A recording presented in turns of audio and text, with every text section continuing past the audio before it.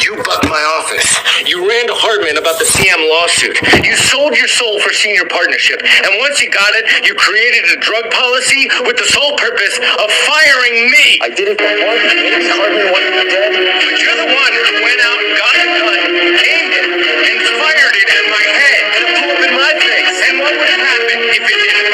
It's under orders. Were you also under orders when you ran to Hartman about Monica? How you know? Because I set it up! Because I know who you are! You're gonna tell me you're not helping out, Harvey? I swear to God, I did not do this. Maybe not. But now that you've done what you've done, I will never trust you. Jesus.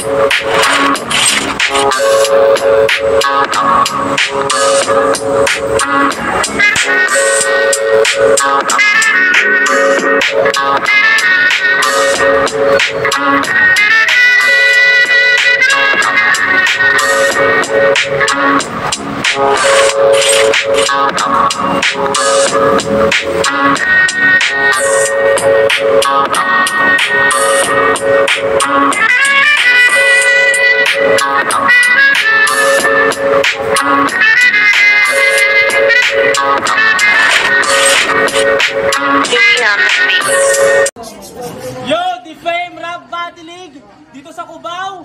Bagay muna tayo lahat, oh. So, nandito tayo ngayon sa Mahiwaga, mga piyesa ng mga sabog, mula sa mga sabog. Shoutout sa venue natin. Maingay din yung blender nila. Drink Lab Cafe dito sa Cubao. Unang laban, tayo na parehas, wala yung kalaban nila, kaya mag-i-split lang sila ng rounds. 3 rounds to, napag-usapan nila na si Ace 13 mauna. Ace 13, pakilala ka pala muna, puto may amats na ako. Ace 13, Domingo. Sa kaliwa, ni Kevin Comparanyaque, Santo Niño, Prop Connection. Yeah. round 1, Ace 13, pakinggan natin. Yo! Una sa lahat, tangina mo! Pinahirapan mo ko ulit. Ikaw, wala akong angle na makuha. Pag sinesearch ko pangalan mo sa YouTube, nalabas. Mga laban sa Fortnite, ang puta, tangina Olix, ano to? Naluloko ka na ba? Kala ko ba naman, battle rapper yung kalaban? Gamer pala. Pero pa-battle man ng game, wala kang bilang sa laro. Useless na bano. Sa ligan to, worthless ka, brother. Ako na nagsasabi sa'yo. Mas may value ka pa sa dam sa total basura ka, nako. Pero wala nagkakagusto dito. Pagkat noon, yung sobrang lapad. Tamang malas tong si Cooper, mapabattle o pag-ibig ko para huwag ka nang umangal. Sarap mo nga pasin ng bakal. Kapag bastard, tamang jakul. Para sa kanya yun yung sawing palad. Pero ang si Cooper, abusado. Mukha lang mabait. Galing magpanggap, best actor. Child slavery, mga di sumusunod sa kanya, pinapalangap niya ng bygone. Tono ng pananalita niya, malungkot, masakit. Masarap mong ibig gamit na nylon. Sa sobrang galing niya, gumagamit siya ng minor. Oh. Bata, tono, minor. Doon pa lang, panalo na ako eh. Pero tunay niyang pangalan, John Patrick Alcantara Garbin. Kabad trip yung bata sa Rapsin. Grabe magangasang puta. Kala mo may arit. Pero yung sulat pang kinder. Yung rhyming ang pangit. Rapper ka ba talaga? Asim. O baka lumabas ka lang nung COVID parang facial at vaccine. Pero boto niya sa buhay. Diskarte muna bago tambay. Haslin, di na nag-aral, puro diskarte. Aawit ka ba, trip? Sa magiging anak mo, di ka role model. Mati, kaya good image mo sa akin basag.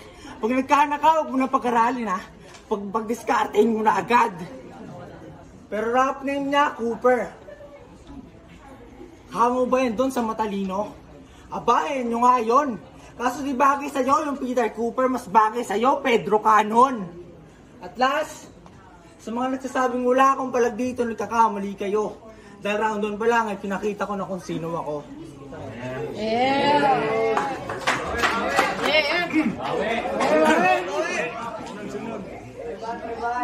Yo! Round 1 game! Pero bago ang lahat, nalalanghap ko daw, Baygon. Tangin, nakakalapit mo sa akin, nalalanghap ko. Mabahong hininga mo, tol. Yo, game! Tol, kamusta? Balita ko, talo ka sa nakarang laban mo. Gaano ba kalaki yung titing sinubo at ang haba ng pagka-choke mo? Yan siguro yung dahilan kung bakit ka-boss mo na stalking Tom, no? Gago, Olix, di ako mahilig sa pusa pero bakit may pusi dito? Gago, Olix, di ako mahilig sa pusa pero bakit may pusi dito? Kaya huwag mo masabi-sabi sa aming subo ka na. Kasi kahit saan ka dalhin, napapasubo ka. Tapos ito, tangina, tatapat nyo sa akin. Eh kung sa inuma nga hindi to umubra, sa akin pa ay nakasulat yung pangalan sa Biblia. At speaking of Biblia, huwag kang magpakasanto sa akin. Di kita para sambahin. Kahit santo dalhin, siguradong aabutin. Kasi kaya ko tong just mag-isa na mag-isa. Because I always see the fit in you every time that I'm looking at your footage. At minsan na rin kitang nakita sa kung saan. Gago tol, di ko alam na uso pa pala yung pormahan ganyan. Nakaulit pangalan ng grupo nyo? Hype Beast. Gago, nasa na yung mga kasama mo? Akala ko may gig pa kayo sa SM East. Pero de, bilib ako dyan. Kumbaga sa pag-rap, idol ko yan. Hindi ko nga yan gustong kalaban. Kasi meron niyang kotse, may bahay, may gigs, grabe views ng videos, mayaman. Sobrang humble, di ko na kailangan pangalandakan. Kahit bigyan natin ng masigabong palakpakan ng nag-iisang Flow G. Tangina mo. Mensahe ko lang kay Idol. Sana balang araw makasama kita. Kasi gago, nakikita kita sa kanya. Ito ba yung version mo ng tanga? Gago, pwede na kayong gumawa ng pelikula. Tapos titulo, Multiverse of Flow G. Tapos pag-actong papatay na siya, ikaw na yung extra sa eksena. Napakinggan na rin kita mag-rap. Ang lamya. Sa listahan ng mga trip kong music kasi gago masakit sa tenga. Tapos yung Flow G ang ginaya kasi yung estilo pang mahina. Ito yung example ng jazz music sa rap scene kasi gago walang bilang sa eksena. Kahit kung iniisip mong Manilang ako, well, I'm not. Kasi kung iniisip mong Manilang ako, well, I'm not. Patikim pa lang yan ng round 1 ko, meron pa akong ilalahad. Manatili kang mababa, di pa dito natatapos ang lahat. Mamatay ka sa mga kamay ko habang pinapasubo kita ng burat. Yo! Mabaho daw hining ako. Tumlis na pantanga. Nakikiamoy ka na lang, nagre-reklamo ka pa.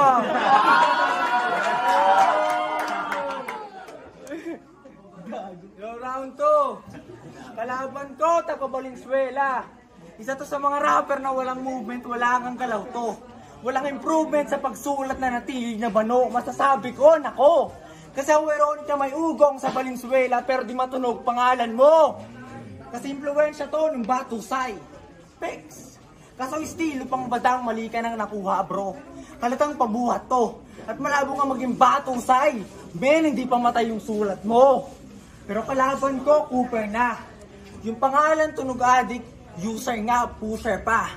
Pag-asa mo sa aking manalo, parang maging drug-free ang Pinas, o di ba malabo? Kasi nga, loser ka. Pero pagpukan na to para ko hindi magpapaawat. Lalamunin ka sa lawak, walang awa sa kalaban, parang pelikulang No Mercy kasi nga walang patawad.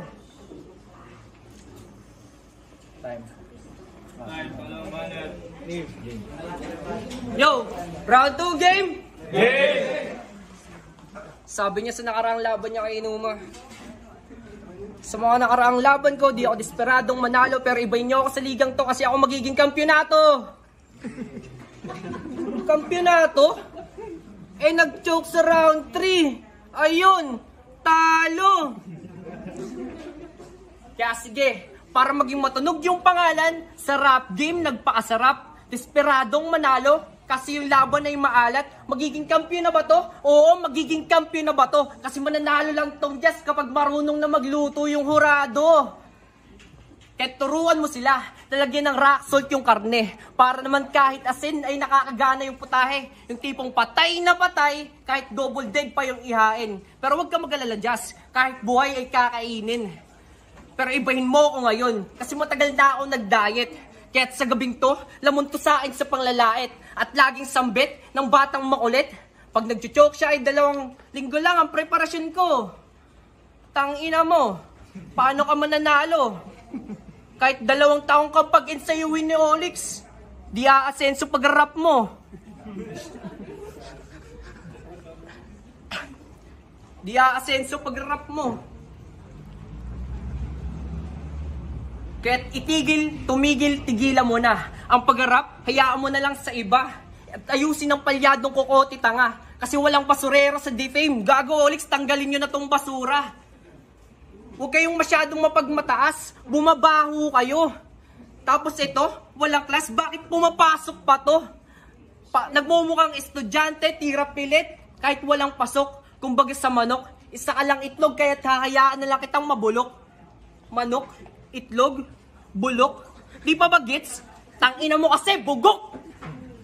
Kahit kung iniisip mong manilang ako, well, I'm not. Patikim pa lang yan ang round 2 ko, meron pa akong ilalahad. Manatili kang mababa kasi di pa dito natatapos ang lahat. Mamatay ka sa mga kamay ko habang pinapasubo ko ng burat.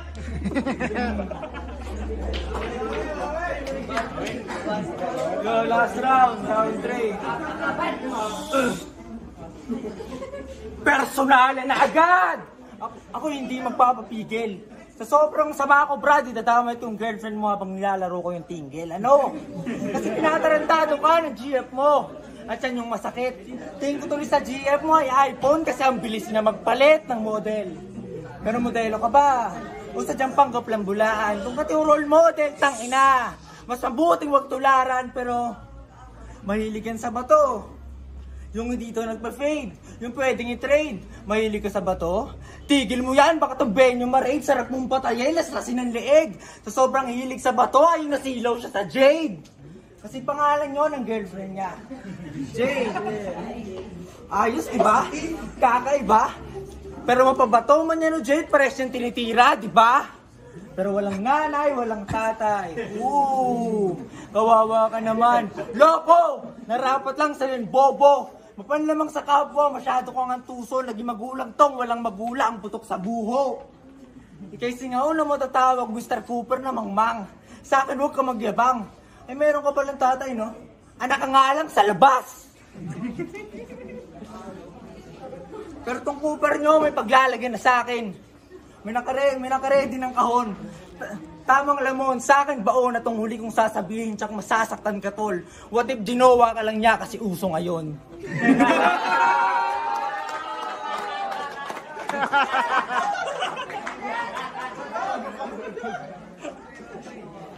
Yo, walang intro, round 3 game!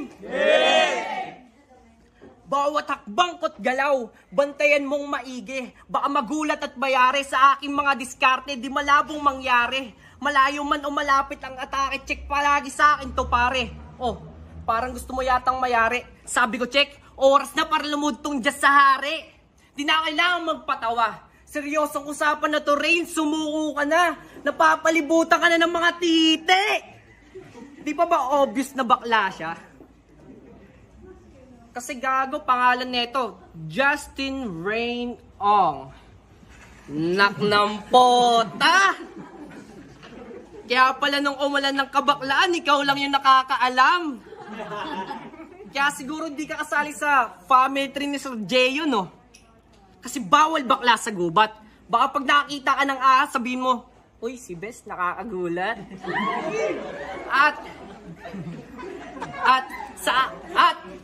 At sa aking pagmamasid, meron lang akong nabatid. Sa kanya raw pagbabalik, siya raw ay naghahasik. Naghahasik?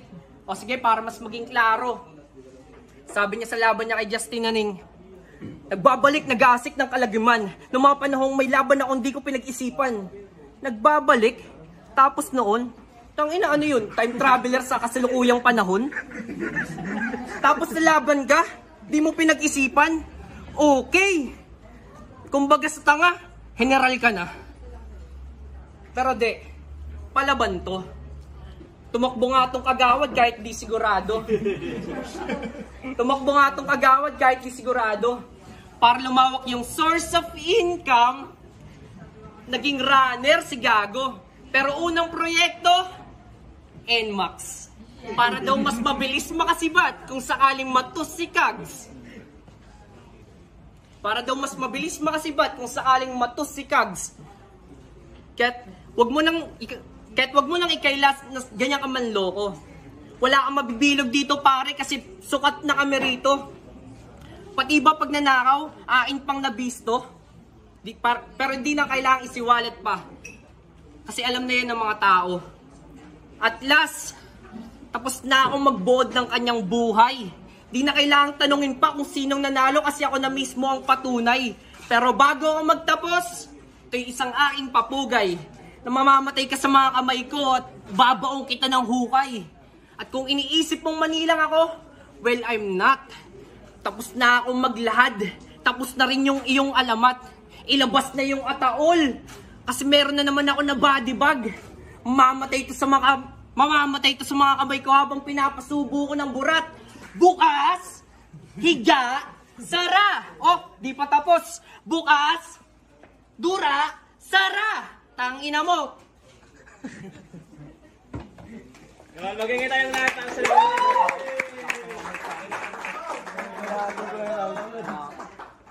Ibang si Olis.